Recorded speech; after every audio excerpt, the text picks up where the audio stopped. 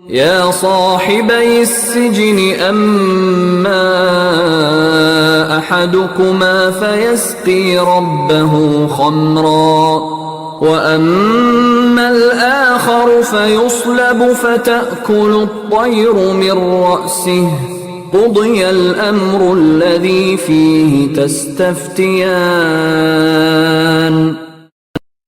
അല്ലയോ ജയിൽ സഖാക്കളെ, നിങ്ങളുടെ സ്വപ്നത്തിന്റെ അർത്ഥമിതാ. നിങ്ങളിൽ ഒരുവൻ തന്റെ യജമാനന് മദ്യം വിളമ്പും, മറ്റവൻ ക്രൂശിക്കപ്പെടുന്നതും അവന്റെ ശിരസ് പക്ഷികൾ കൊത്തിത്തിന്നുന്നതുമാകുന്നു. നിങ്ങൾ അന്വേഷിച്ച കാര്യം തീരുമാനിക്കപ്പെട്ടിരിക്കുന്നു. ഈ കഥയുടെയെല്ലാം രത്നസാരവും ഖുർആനിൽ തൗഹീദിനെ അധികരിച്ചു വന്ന മഹത്തായ പ്രഭാഷണങ്ങളിലൊന്നുമായ ഈ പ്രഭാഷണത്തെപ്പറ്റി ബൈബിളും തൽമൂദും ഒരു ലഘുസൂചന പോലും നൽകിയിട്ടില്ല. യൂസുഫിനെ ബുദ്ധിമാനും പരിശുദ്ധനുമായ ഒരു മനുഷ്യനാക്കി അവതരിപ്പിക്കുക മാത്രമാണ് അവ ചെയ്തിരിക്കുന്നത്. എന്നാൽ യൂസുഫ് ചരിത്രത്തിന്റെ ആ വശങ്ങൾ തൽമൂദും ബൈബിളും വിവരിച്ചതിനേക്കാൾ കൂടുതൽ ദീപ്തമാക്കി പരിശുദ്ധ ഖുർആൻ അവതരിപ്പിച്ചിരിക്കുന്നു. അതിനു പുറമെ അദ്ദേഹം ഒരു പ്രവാചകത്വ ദൗത്യം കൂടി നിർവഹിച്ചിരുന്നുവെന്നും ജയിലിൽ വെച്ചു തന്നെ പ്രബോധനം ആരംഭിച്ചിരുന്നുവെന്നും വ്യക്തമാക്കി തരുന്നു. ഈ പ്രഭാഷണം വെറുതെ വായിച്ചു തള്ളേണ്ട ഒന്നല്ല. അതിന്റെ വിവിധ വശങ്ങൾ പ്രത്യേകം ചിന്തിക്കേണ്ടതാണ്. 1. യൂസുഫ് നബി സത്യദീൻ പ്രബോധനം ചെയ്യുന്നതായി നാം കാണുന്ന ആദ്യത്തെ സന്ദർഭമാണിത്. ഇതിനു മുമ്പ് അദ്ദേഹത്തിന്റെ ജീവിതകഥയിലെ വിവിധ അധ്യായങ്ങൾ ഖുർആൻ വിവരിച്ചിട്ടുണ്ട്. അപ്പോൾ അദ്ദേഹത്തിന്റെ സ്വഭാവ മഹിമയുടെ വിവിധങ്ങളായ പ്രത്യേകതകൾ ഉയർത്തിക്കാണിക്കുക മാത്രമാണ് ചെയ്തത്. അവയിലെങ്ങും പ്രബോധനത്തിന്റെ ഒരു മാതൃകയും കാണപ്പെട്ടിരുന്നില്ല. 3 കാര്യങ്ങൾ ഇതിൽ നിന്ന് മനസ്സിലാക്കാം. ഒന്നാമതായി, പ്രാരംഭഘട്ടങ്ങൾ കേവലം തയ്യാറെടുപ്പിന്റെയും പരിശീലനത്തിന്റേതുമായിരുന്നു. രണ്ടാമത്, പ്രവാചകത്വ ദൗത്യ നിർവഹണം ആരംഭിക്കാൻ ഈ ജയിൽ ഘട്ടത്തിലാണ് അദ്ദേഹം ചുമതലപ്പെടുത്തപ്പെട്ടത്. മൂന്നാമതായി, പ്രവാചകൻ എന്ന നിലയിൽ അദ്ദേഹത്തിന്റെ ആദ്യത്തെ പ്രഭാഷണമായിരുന്നു ഇത്. 2. ജനങ്ങൾക്ക് മുമ്പിൽ അദ്ദേഹം തന്റെ യഥാർത്ഥ നിലപാട് വ്യക്തമാക്കിയ ആദ്യത്തെ അവസരവും ഇതുതന്നെയായിരുന്നു. ഇതിനു മുമ്പ് നേരിടേണ്ടി വന്ന എല്ലാ ഘട്ടങ്ങളെയും അങ്ങേയറ്റത്തെ ക്ഷമയോടും കൃതജ്ഞതയോടും കൂടി അദ്ദേഹം സ്വീകരിക്കുന്നതാണ് നാം കാണുന്നത്. യാത്രാസംഘം അദ്ദേഹത്തെ പിടിച്ചടിമയാക്കി ഈജിപ്തിൽ കൊണ്ടുവരികയും ഈജിപ്തിലെ പ്രഭുവിന് വിൽക്കുകയും ചെയ്തുവല്ലോ. മാത്രമല്ല, ജയിലിൽ അടയ്ക്കപ്പെടുകയും ചെയ്തു. ഇത്തരം ഒരു സന്ദർഭത്തിലും താൻ ഇബ്രാഹീമിന്റെയും ഇസ്ഹാക്കിന്റെയും പൗത്രനാണെന്നോ യാക്കോബിന്റെ പുത്രനാണെന്നോ അദ്ദേഹം പറയുകയുണ്ടായില്ല. അദ്ദേഹത്തിന്റെ പിതാക്കൾ അറിയപ്പെടാത്ത ആളുകളൊന്നുമായിരുന്നില്ല. യാത്രാസംഘം അദ്ദേഹത്തിന്റെ കുടുംബവുമായി അടുത്ത ബന്ധം പുലർത്തിയിരുന്നവരായിരുന്നു. ഈജിപ്തുകാരും ചുരുങ്ങിയത് ഇബ്രാഹിം നബിയെയെങ്കിലും പരിചയമില്ലാത്തവരായിരുന്നില്ല. ഈ 3 മഹാന്മാരും ഈജിപ്തിൽ പ്രസിദ്ധരായി കഴിഞ്ഞിരുന്നുവെന്ന് ഇവിടെ യൂസുഫ്, ഇബ്രാഹിം, ഇസ്ഹാക്ക്, യാക്കൂബ് എന്നിവരുടെ പേരുകൾ അനുസ്മരിക്കുന്നതിൽ നിന്ന് തന്നെ മനസ്സിലാക്കാം. പക്ഷെ ഇതിനു മുമ്പ് കഴിഞ്ഞ 3-4 വർഷങ്ങളിൽ അദ്ദേഹം അകപ്പെട്ട പരീക്ഷണങ്ങളിലൊന്നും തന്റെ പിതാക്കളുടെ പേരുകൾ പറഞ്ഞ് രക്ഷപ്പെടാൻ ശ്രമിച്ചില്ല. അള്ളാഹു തന്നെ ഏത് ലക്ഷ്യത്തിലേക്ക് നയിക്കുന്നുവോ അതിലെത്താൻ ഇത്തരം ഘട്ടങ്ങൾ തരണം ചെയ്യേണ്ടത് അനിവാര്യമാണെന്ന് മിക്കവാറും അദ്ദേഹം മനസ്സിലാക്കിയിട്ടുണ്ടായിരിക്കണം. എന്നാൽ ഇപ്പോൾ അദ്ദേഹത്തിന് പ്രബോധന പ്രചരണം നടത്തേണ്ടതുണ്ട്. അതിനുവേണ്ടി മാത്രമാണ് അദ്ദേഹം തന്റെ സന്ദേശം നേരത്തെ മാതൃകയില്ലാത്തതല്ലെന്നും ഇബ്രാഹിം, ഇസ്ഹാക്ക്, യാക്കൂബ് എന്നിവരുടെ നേതൃത്വത്തിലുള്ള തൗഹീദ് പ്രസ്ഥാനത്തിന്റെ തുടർച്ചയാണെന്നുമുള്ള യാഥാർത്ഥ്യം അനാവരണം ചെയ്തത്. ആ സന്ദർഭത്തിൽ അതൊരാവശ്യവുമായിരുന്നു. കാരണം മുമ്പാരും ചിന്തിക്കുക പോലും ചെയ്തിട്ടില്ലാത്ത ചില പുത്തൻ കാര്യങ്ങളാണ് ഇതെന്ന വാദവുമായി ഒരു സത്യപ്രബോധകന് ഒരിക്കലും പ്രവർത്തിക്കാൻ സാധ്യമല്ല. മറിച്ച് എല്ലാ കാലത്തും സത്യപ്രബോധകർ കൊണ്ടുവന്ന സുസ്ഥിരവും സനാതനവുമായ യാഥാർത്ഥ്യത്തിലേക്കാണ് താൻ ജനങ്ങളെ ക്ഷണിക്കുന്നതെന്ന് ആദ്യത്തെ കാൽവെപ്പിൽ തന്നെ അയാൾ വ്യക്തമായി പ്രഖ്യാപിക്കണം. 3. പിന്നീട് യൂസുഫ് നബി തന്റെ പ്രബോധനം അവതരിപ്പിക്കാൻ അവസരം സൃഷ്ടിച്ച രീതിയും പ്രബോധന തത്വശാസ്ത്രത്തിന്റെ സുപ്രധാനമായ ഒരു പാഠം നമുക്ക് നൽകുന്നുണ്ട്. 2 ആളുകൾ വന്ന് അവരുടെ സ്വപ്നം വിവരിക്കുകയും അദ്ദേഹത്തിൽ വിശ്വാസമർപ്പിച്ചുകൊണ്ട് അത് വ്യാഖ്യാനിക്കാൻ അപേക്ഷിക്കുകയും ചെയ്യുകയാണ്. അതിന് മറുപടിയായി അദ്ദേഹം പറയുന്നു, വ്യാഖ്യാനം ഞാൻ പറഞ്ഞുതരാം. പക്ഷെ അതിനു മുമ്പായി അത് വ്യാഖ്യാനിക്കാൻ പര്യാപ്തമായ വിജ്ഞാനമുണ്ടല്ലോ, അത് എനിക്കെവിടെ നിന്ന് കിട്ടിയെന്നുകൂടി നിങ്ങൾ അറിയേണ്ടതുണ്ട്. ഇങ്ങനെ അവരുടെ ആവശ്യത്തിൽ നിന്ന് തന്റെ കാര്യം അവതരിപ്പിക്കാനുള്ള ഒരു സന്ദർഭം സൃഷ്ടിച്ചുകൊണ്ടാണ് അദ്ദേഹം ദീൻ പ്രബോധനം ചെയ്യാൻ ആരംഭിക്കുന്നത്. ഇതിൽ നിന്ന് ഒരു പാഠം നമുക്ക് ലഭിക്കുന്നു. ഒരാളുടെ ഹൃദയത്തിൽ പ്രബോധന വികാരവും അതോടൊപ്പം യുക്തിവിചാരവും കൂടിയുണ്ടെങ്കിൽ അയാൾക്ക് സംഭാഷണമുഖം വളരെ ഭംഗിയായി സ്വന്തം പ്രബോധനത്തിലേക്ക് തിരിച്ചുവിടാൻ സാധിക്കും. മറിച്ച് പ്രബോധന വികാരമില്ലെങ്കിൽ അയാളുടെ മുമ്പിൽ അവസരങ്ങൾ മേൽക്കുമേൽ കുമിഞ്ഞുകൂടിയാലും ഇത് തന്റെ കാര്യം സമർപ്പിക്കാൻ പറ്റിയ ഒരവസരമാണെന്ന് തോന്നുകയില്ല.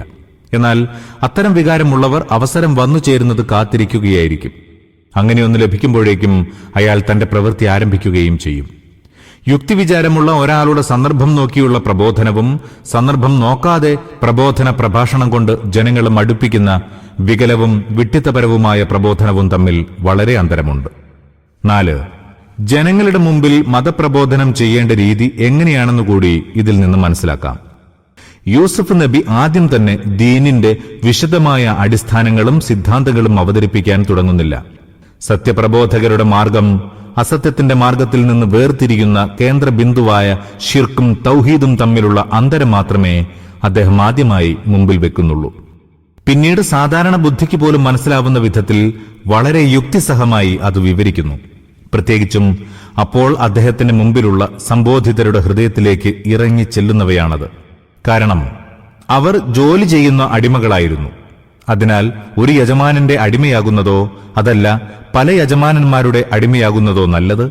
സർവ്വലോകത്തിന്റെയും യജമാനനായവന്റെ അടിമയാകുന്നതോ അതല്ല അടിമകളുടെ അടിമയാകുന്നതോ നല്ലത്? എന്നിങ്ങനെയുള്ള ചോദ്യങ്ങളുടെ ഉത്തരം അവർക്ക് വളരെ വേഗത്തിൽ മനസ്സിലാക്കാൻ സാധിക്കുമായിരുന്നു.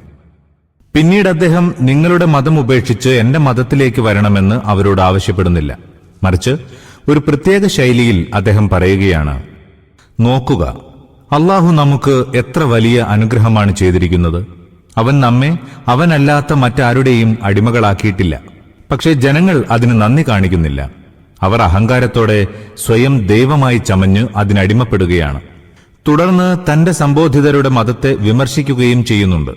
പക്ഷേ വളരെ ബുദ്ധിപൂർവം, അവരിൽ പ്രകോപനമുണ്ടാക്കാത്ത വിധത്തിൽ മാത്രം. ഇത്രമാത്രമേ പറയുന്നുള്ളൂ: നിങ്ങൾ ആപത്ത് വരുത്തുന്നവരായും അനുഗ്രഹം നൽകുന്ന ദൈവങ്ങളായും ഭൂമിയുടെ രാജാക്കളായും പണത്തിന്റെ യജമാനന്മാരായും രോഗവും ആരോഗ്യവും നൽകുന്നവരായും കരുതിപ്പോരുന്ന ആരാധ്യരുണ്ടല്ലോ. അവയെല്ലാം നിരർത്ഥകമായ ചില നാമങ്ങൾ മാത്രമാണ്. ആ പേരുകൾക്ക് പിന്നിൽ യഥാർത്ഥത്തിൽ ആപത്തണയ്ക്കുകയോ അനുഗ്രഹമേകുകയോ ചെയ്യുന്ന ദൈവമോ യജമാനനോ രക്ഷിതാവോ ഒന്നും തന്നെയില്ല. യഥാർത്ഥ രാജാവും ഉടമസ്ഥനും പ്രപഞ്ചത്തിന്റെ സ്രഷ്ടാവും നാഥനുമായി നിങ്ങൾ തന്നെ അംഗീകരിക്കുന്ന അള്ളാഹു മാത്രമാണുള്ളത്. അവൻ ഈ പറഞ്ഞ ആർക്കും തന്നെ ദിവ്യത്വത്തിനോ ആരാധിക്കപ്പെടുന്നതിനോ ഒരു തെളിവും അവതരിപ്പിച്ചിട്ടില്ല. ശാസിക്കാനുള്ള എല്ലാ അധികാരങ്ങളും അവകാശങ്ങളും അവനിൽ മാത്രമാണ് നിക്ഷിപ്തമായിരിക്കുന്നത്. അവനല്ലാതെ മറ്റാർക്കും അടിമപ്പെടരുതെന്നാണ് അവന്റെ കൽപ്പന. 5. യൂസുഫ് നബി ജയിലിലുള്ള ഈ 8-10 വർഷങ്ങൾ എങ്ങനെയാണ് കഴിച്ചുകൂട്ടിയതെന്ന വസ്തുതയും ഇത് വ്യക്തമാക്കുന്നുണ്ട്. ഖുർആനിൽ യൂസുഫ് നബിയുടെ ഒരു ഉപദേശം മാത്രമേ വന്നിട്ടുള്ളൂ. അതിനാൽ അദ്ദേഹം ഒറ്റ പ്രാവശ്യമേ ദീനിലേക്ക് പ്രബോധനം ചെയ്യാൻ വാ തുറന്നിട്ടുള്ളൂവെന്ന് ചില ആളുകൾ ധരിച്ചിരിക്കുന്നു. ഒരു പ്രവാചകനെ സംബന്ധിച്ചിടത്തോളം അദ്ദേഹം തന്റെ യഥാർത്ഥ ഉത്തരവാദിത്വ നിർവഹണത്തിൽ അശ്രദ്ധ കാണിച്ചുവെന്ന് ഊഹിക്കുന്നത് തന്നെ വലിയ തെറ്റാണ്.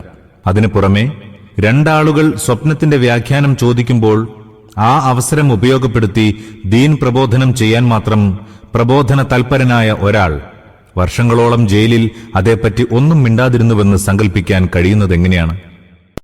وقال للذي ظن أنه ناج منهم اذكرني عند ربك فأنساه الشيطان ذكر ربه فلبث في السجن بضع سنين.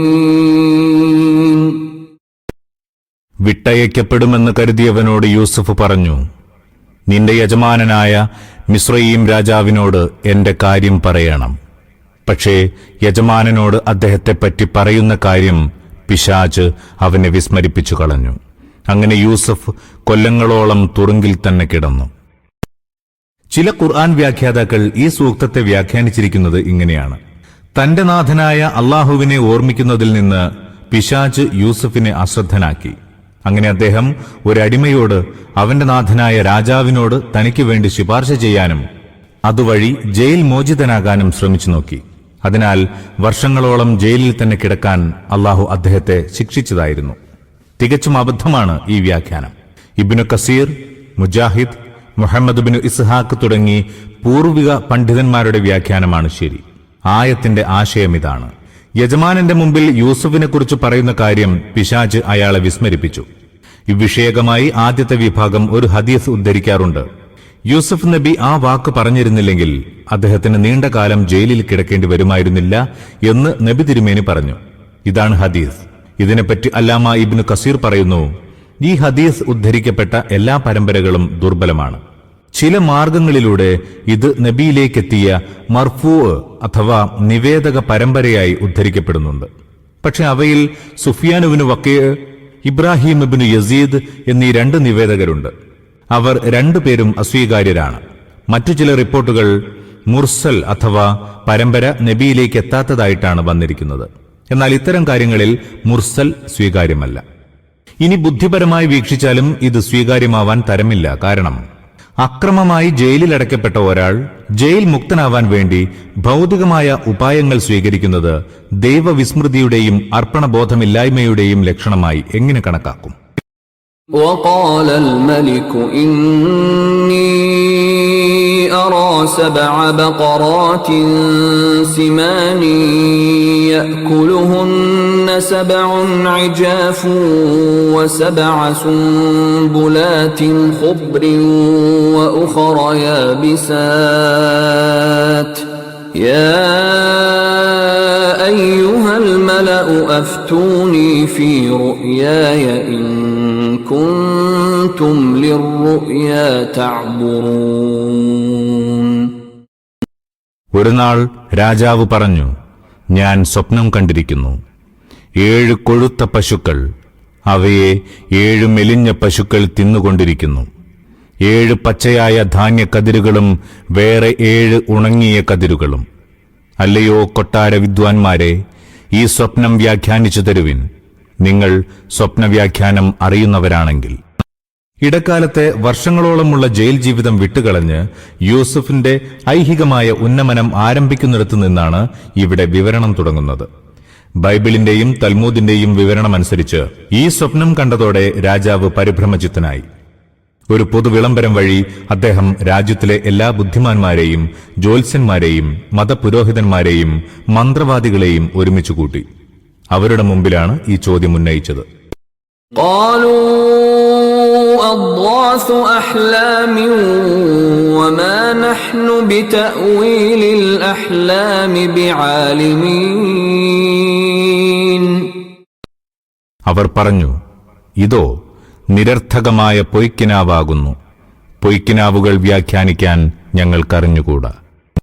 وقال الذي نجا منهما وادكر بعد أمة أنا أنبئكم بتأويله فأرسلون. ആ 2 തടവുകാരിൽ രക്ഷപ്പെട്ടവൻ കുറെ കാലത്തിനു ശേഷം യൂസുഫിന്റെ കാര്യം ഓർമ്മിച്ചുകൊണ്ട് പറഞ്ഞു, ഞാൻ നിങ്ങൾക്ക് ഇതിന്റെ വ്യാഖ്യാനം പറഞ്ഞു തരാം. എന്നെ തടവറയിൽ യൂസുഫിന്റെ അടുത്തേക്ക് അയച്ചാലും. ഖുർആൻ ഇവിടെ വളരെ സംക്ഷിപ്തമായ വിവരണം മാത്രമാണ് നൽകിയിരിക്കുന്നത്.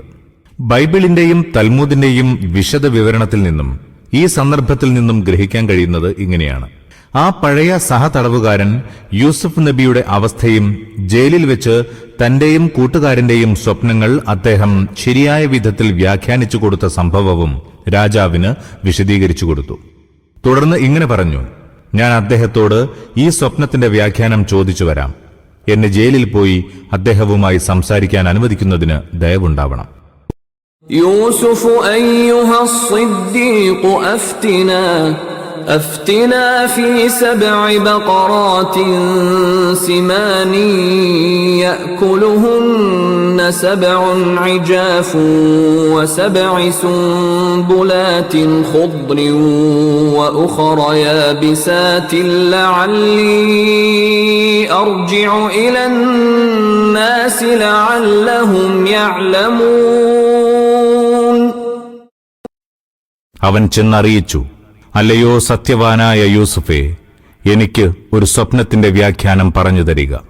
അതായത് 7 കൊഴുത്ത പശുക്കളെ തിന്നുകൊണ്ടിരിക്കുന്ന 7 മെലിഞ്ഞ പശുക്കളും 7 പച്ചയായ ധാന്യക്കതിരുകളും 7 ഉണങ്ങിയ കതിരുകളും.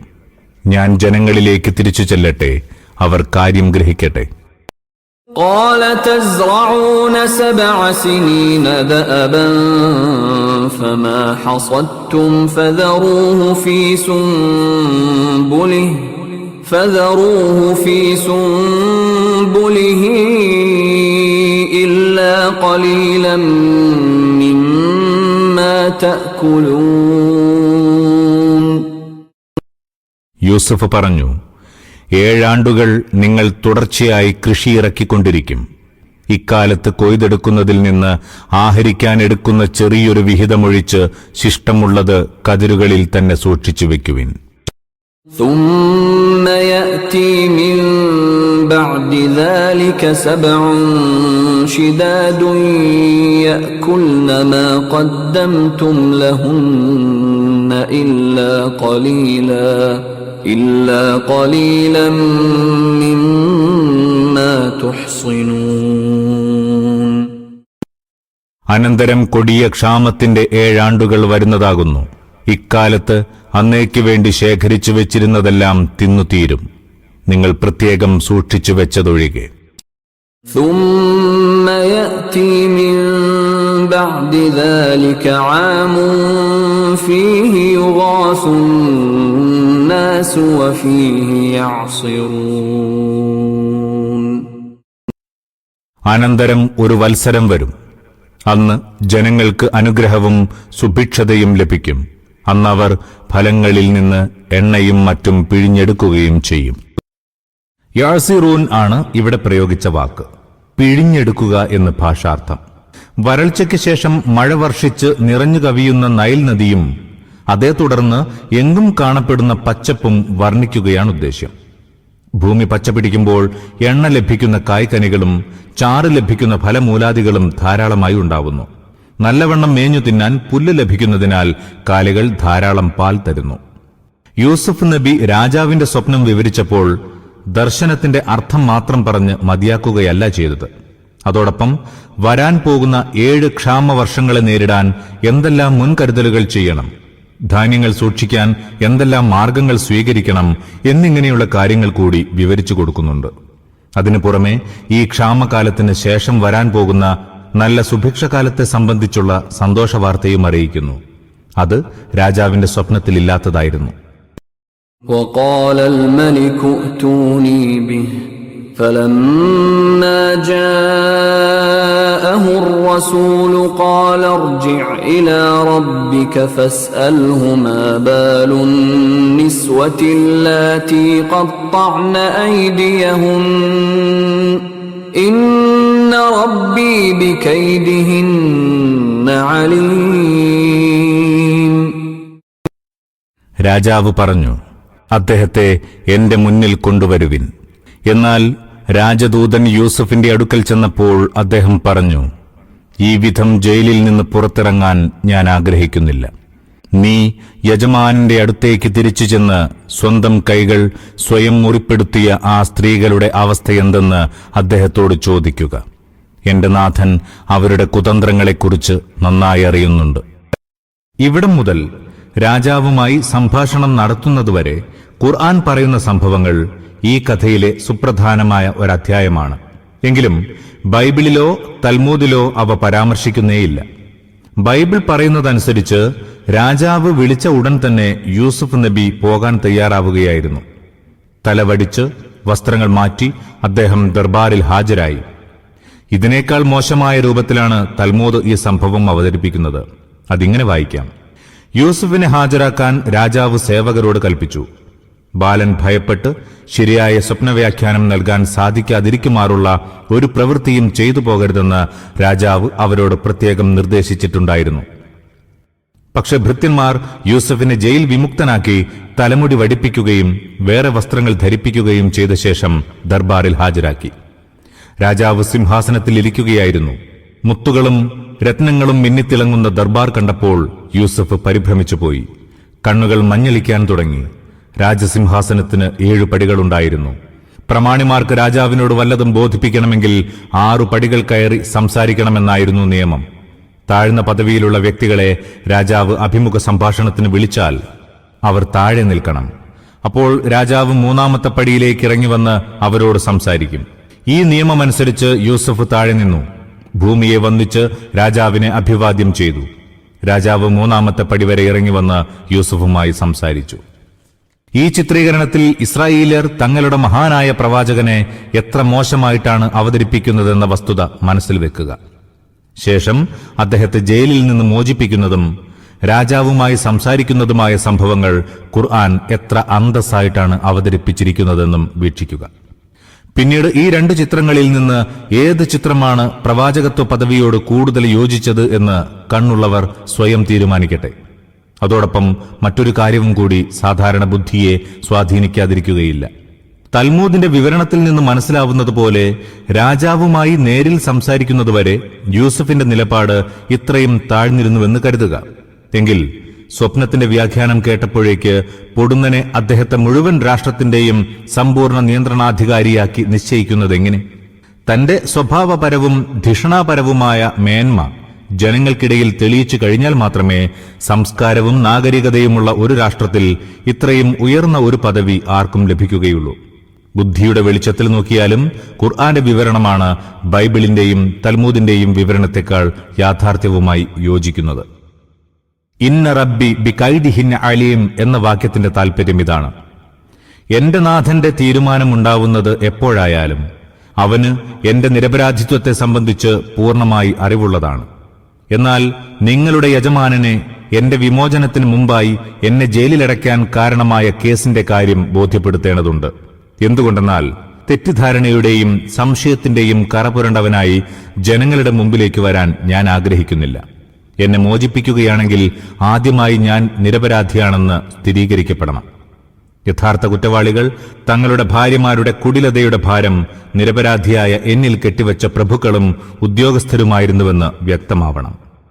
ഈ ആവശ്യം യൂസഫ് നബി ഉന്നയിച്ച ശൈലിയിൽ നിന്നുതന്നെ പ്രഭുവിന്റെ പത്നി അദ്ദേഹത്തെ ക്ഷണിച്ചതു മുതൽ ഇങ്ങോട്ടുള്ള സംഭവങ്ങളെ സംബന്ധിച്ച് രാജാവിന് മുമ്പേ അറിയാമായിരുന്നുവെന്ന് മനസ്സിലാക്കാം.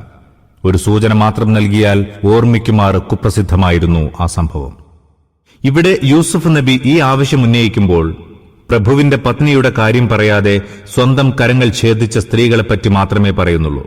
അദ്ദേഹത്തിന്റെ അങ്ങേയറ്റത്തെ മാന്യതയ്ക്കും ആത്മീയ വിശുദ്ധിക്കുമുള്ള മറ്റൊരു തെളിവാണിത്. ആ സ്ത്രീ അദ്ദേഹത്തോട് വളരെയേറെ ദുഷ്ടത കാട്ടിയിട്ടുണ്ടെന്നത് ശരി തന്നെ. പക്ഷെ അവരുടെ ഭർത്താവ് അദ്ദേഹത്തോട് നല്ല നിലയിൽ മാത്രമാണ് വർത്തിച്ചിട്ടുള്ളത്. അതിനാൽ അദ്ദേഹത്തിന്റെ അഭിമാനത്തിൽ എന്തെങ്കിലും കളങ്കം ചാർത്താൻ യൂസഫ് ആഗ്രഹിച്ചില്ല.